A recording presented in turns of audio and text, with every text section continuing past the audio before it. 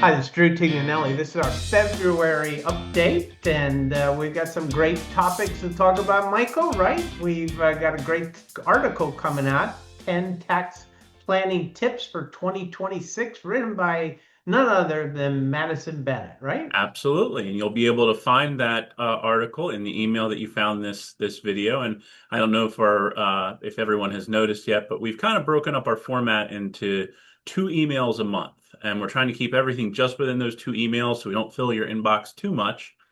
But the first email of the month, you're going to have the video of Drew and I and an article, and then at the second email, about middle of the month, you'll have another couple videos, maybe an article that we're putting out that way. All right, look forward to it. And also keep in mind that anyone can, send us a question or they can send the email out to friends and family and say, hey, you have a question about personal finances, write it to these guys. They'll answer it for you personally within a short period of time of receiving it. And that email address is questions at moneyrichesandwealth.com. Money, riches, and wealth.com. Questions at Money Riches. That's our radio show. That's our podcast. And that's what we do. We answer questions for people on the radio and podcast. So if you want to send a question in, and then we'll probably do it on the radio if it's not too personal. So if it's a good generic topic, then we're going to be probably reading it off on the Yep, radio. and we change the names and things like that, so it'll all be kept anonymous, or at least we only share first names, I believe. Well, we normally I don't talk any personal names of it. I just talk about the gist of what their question was all about when we do it on the radio. But them, Absolutely. when I answer them, it'll come personal to them. They can send back as many question replies, to see if they can get more explanation if they want to. Questions at moneyrichesandwealth.com. Markets are still up, and the international markets are still sort of leading the way, Mike. Yep, That's interesting, you know. absolutely. And the dollar is down, and that's got kind of mixed information as far as what does that mean for people that the US dollar is down.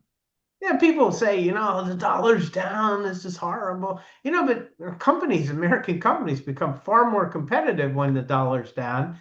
And when the dollar's down, your international markets make money two ways, Mike. When the dollar goes down, they make money because those stocks are held in a foreign currency, right? Right? So the stock value in American dollars is more valuable and they're making more profits and so forth. So you get a double push in the international markets when the dollar's down. Now, what about the negatives? Well, there are negatives to it. It means that when we're importing products into our country, you're paying more for them, and so you could see an inflation push in our country when the dollar's down.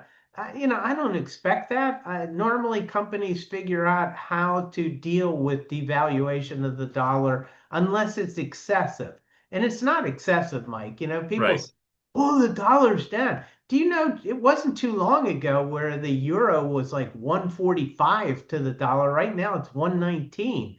And it got down to as low as 1 to 1 to the dollar. And now it's back to 119. So it's sort of in the middle range. But how about the Japanese yen? That got down to, 80 yen to the dollar.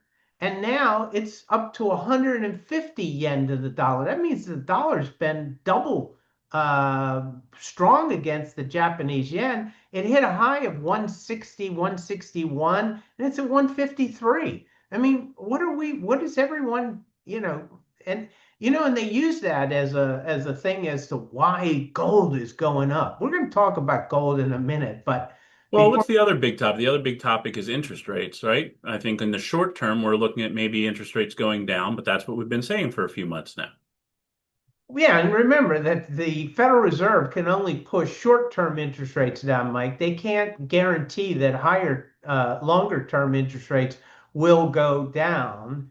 And obviously, Trump administration has been working hard at trying to get the Federal Reserve to lower interest rates. And in 2 months, they're going to get a new Federal Reserve chairman. And I would expect that he's going to get one that's going to be dovish, in other words, try to push the dollar lower. I actually am not opposed to that. I think that the dollar, I mean, the interest rates on the short end have been too high personally. But that does affect like our Flourish accounts. Flourish is now only paying 3.25%. We were getting 5 just a year or two ago, so it does push interest rates down. Uh, Absolutely. Now, as you alluded to earlier, the other big topic is gold prices and gold and silver. Gold and silver are ridiculous. Mike, when you invest, you always invest on intrinsic value.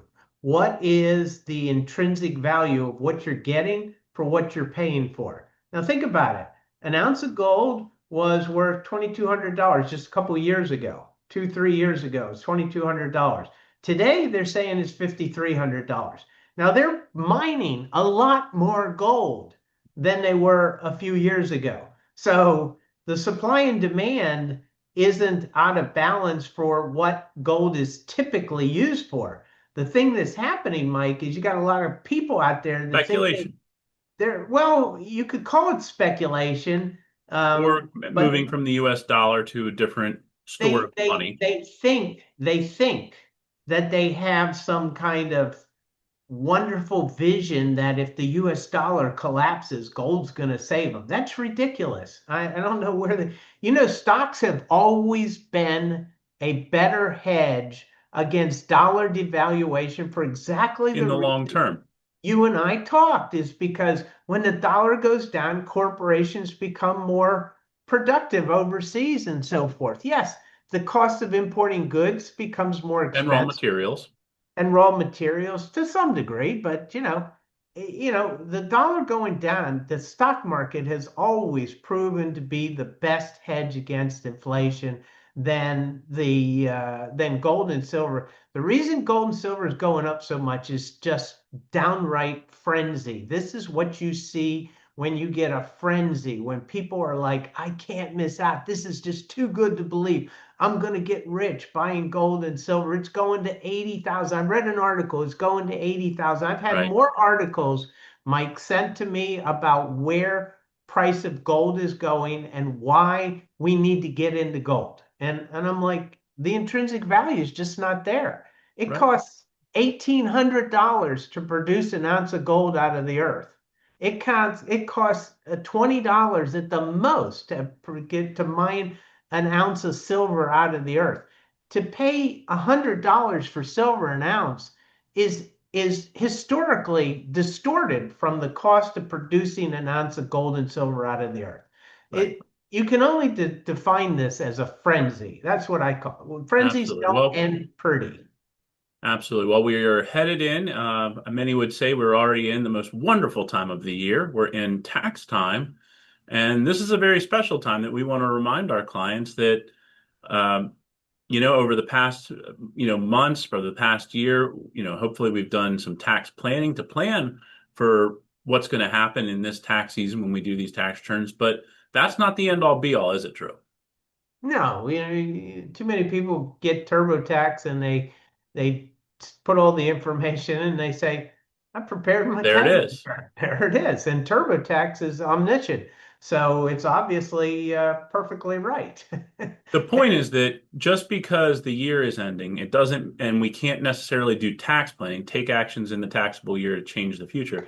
There are still things we can do when preparing a tax return to affect the results. That, legal things like looking at, what the next dollar of income is and what are the options that are still available to affect the previous year's income. There's IRAs, there are health savings accounts, there's I-401ks, there's forced itemization, there's itemized deductions. There's all kinds of I things think that just the list you're given is just the fact that there's far too many options and it's far too complex for us to cover in this short video. But the point that we want to get across to everybody is there is no simple return, and preparing a tax return needs to be as much about what can be done as what is coming through on the documentation. Well, I know you want to get this rolling along, Mike, but let me just give you one thing that's interesting, okay? Let's say you got a kid in college and you and your spouse make $300,000 a year, and you got a kid in college, and the kid made $9,000 working internships or whatever, okay? Simple tax return? No way, no way. Because if you understand how the American Opportunity Credit works. If you don't think that out, you could potentially lose $500 to $2,500 in tax savings by not understanding that that is not a simple return for that child of yours, and how you Absolutely. handle it. So there's no such thing as a simple tax return anymore. Anyway, Absolutely. the Well, last so topic. at the end of at last month, when we talked about kind of planning topics for the new year, one of the things a lot of people start doing is they look at their expenses. And one of the big expenses in people's list is their insurance, but not everybody thinks about their insurance and what they're paying correctly. Wouldn't you say, Drew? It's the number one thing we fix with almost every client that walks in the door, Mike. I'd say 80% clients that come in, we fix their insurances because when you go to an insurance agent, I don't care if it's auto, home, life, whatever, you're going to somebody who's designed to be a salesperson of Paid that. based on the premium, right? Paid, well, the premium and the company that they work for, or et cetera, or the represent, et cetera, et And the cetera. loss ratios. I mean, that's not a huge thing, but it is still there. How They much get a the experience of that advisor or agent's policies they sell and how much the, they insurance get a pays big out. sum of money from their persistency bonuses But and the so forth. but the But point is you don't want people to think about insurance as something that they're purchasing. You want them to think about it differently, right? it's all about risk management. It's what a corporation does. A corporation doesn't buy insurance, they do risk management.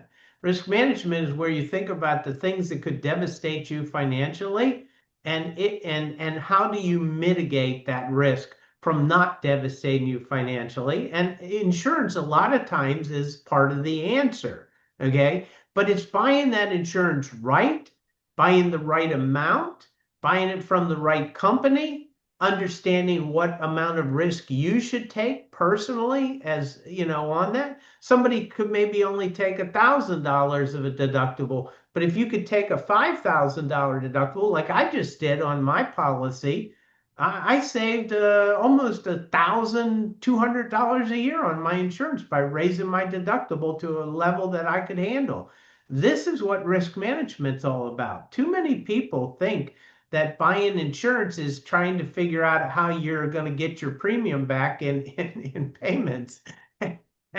And you don't want that. What you want is you pay the money and know that you're not going to be devastated and your family's not going to be devastated if that risk occurs, Mike. Risk Absolutely. management. Absolutely, risk manager. Well, if you can't tell, Drew and I are particularly enthusiastic about all these topics of helping people better understand the financial world around them and all of the products and services that are both sold and purchased. We love doing this stuff. Financial Consulate right now has a team of about 13 advisors who love doing this stuff. So before we close out the video, Drew and I just want to remind everybody that if you have other people in your lives that you think might benefit from what we at the consulate do, we certainly appreciate you letting them know about us as well as maybe sharing the videos. As Drew, as you've said in the past, we've got a great book that Drew wrote, The Financial Physical, that we're happy to send to anyone. It's Uh, updated and it's updated to 2026, to the 2026 2026 numbers. tax So laws, right? just making sure everybody knows that we greatly appreciate all the clients that have referred to us in the past, and we're always looking for new families to help. All right. Thank you, Michael. This is Drew Tignanelli saying God bless.